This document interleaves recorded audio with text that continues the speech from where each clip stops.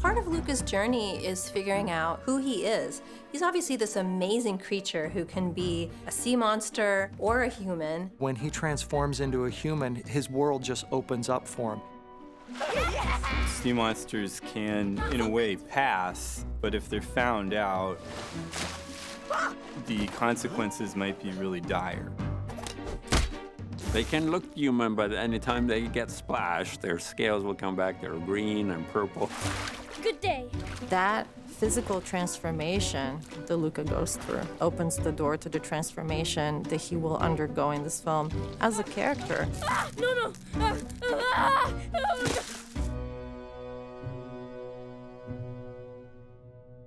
He gets into the water and he's like, oh my God, what's happening to my hand? You want to see a glimpse of the human hand in the water, and then it goes away. The question from day one, technically, how do you go from fish scales to human skin? You know, these big, difficult challenges become design opportunities and collaboration opportunities. We needed to have a pretty good idea of what the human Luca would look like and what the sea monster Luca would look like before we could figure out how they would transform from one to the other.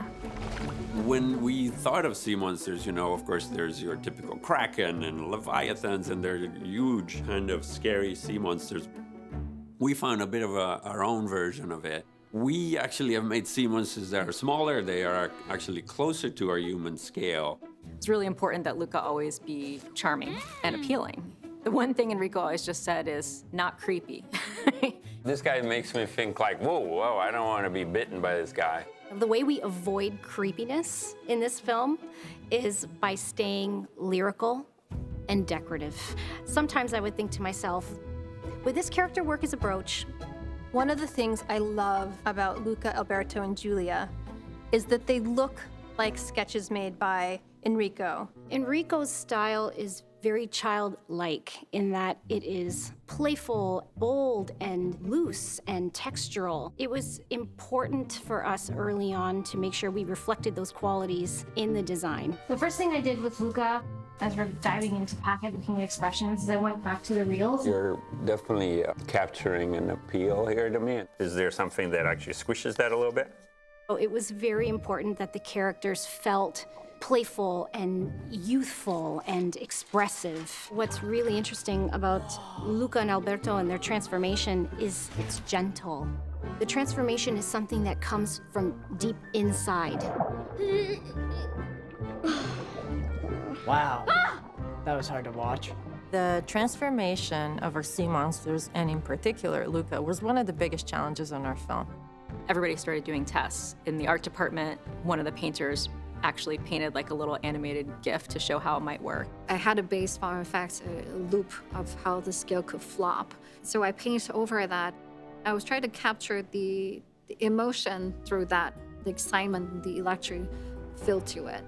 Effects TDs got in early and started testing how a transformation could travel up and down. Super rough stuff, just trying to get our ideas out. We started out with doing the simplest thing we could. We put a bunch of scales on a flat plane. Went from a plane to just a cylinder, because the cylinder might represent an arm on Luca that needs to transform.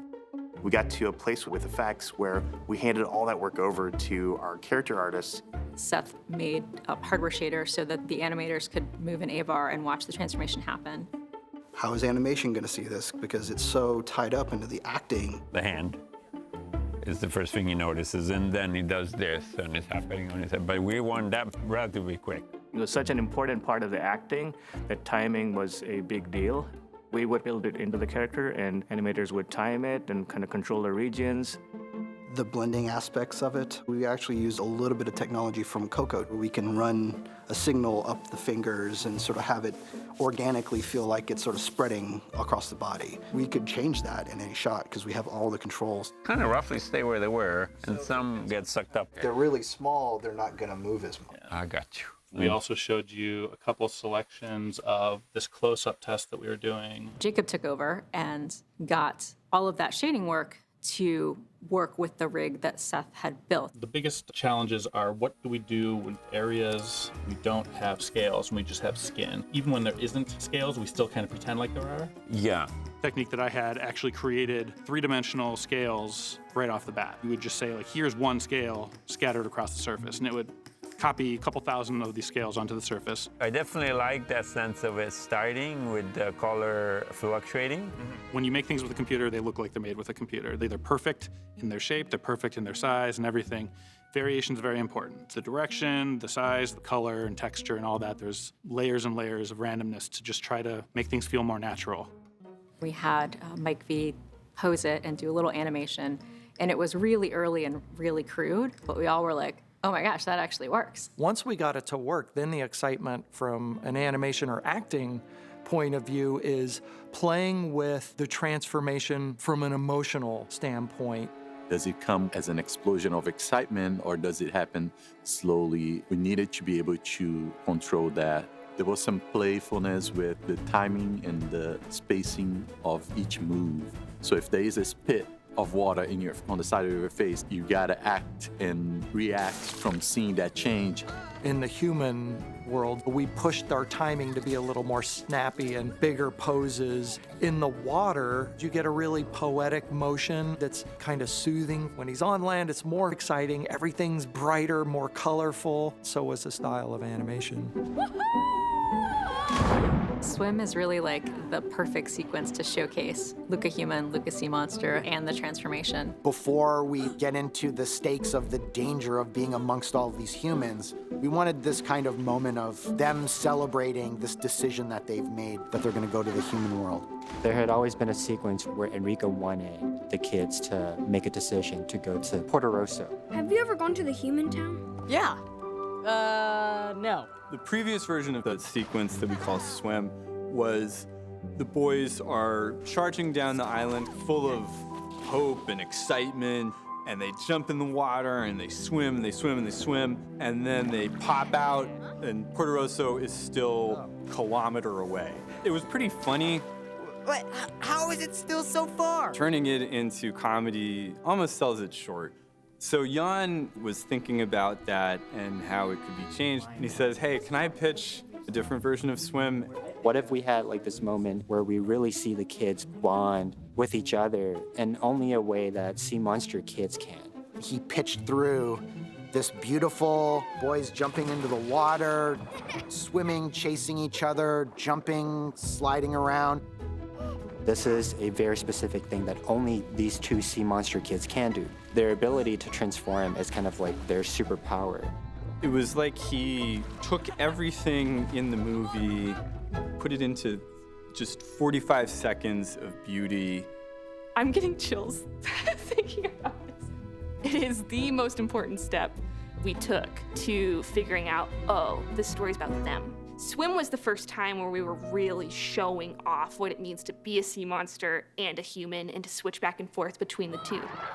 Transformation for Luca, it's not something that is celebrated in his family. What's wrong with your foot?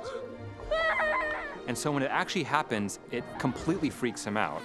One of the ways in which we were trying to shoot this transformation, as Alberto showing him the ropes and jumping up out of the water and transforming, we actually just give a little bit of tilt to the camera so that it feels like it's natural and easy for Alberto. And as Luca tries it, we tilt it the other way, so he's actually got a little bit of a hill to go up against. The horizon line is always against Luca when he's struggling, and it's for him when he's actually getting it right. By the time he actually fully reveals himself, we have this really beautiful upshot, and he's twisting over and his whole world's turning upside down, literally transforming that horizon line from being a struggle. That was all a conscious decision to try to get this battle between it being something that he shouldn't do to be something that he should be embracing and comfortable in. For Luca, he's experiencing the joy of being both. He's learning how to be a sea monster. Now Alberto's kind of egging him on to keep going. Watching the transformation, it feels magical and it feels really visceral, and you have a real sense of something changing. That leads to the sense of danger as well. You don't know how safe he's going to be revealing the other part of himself.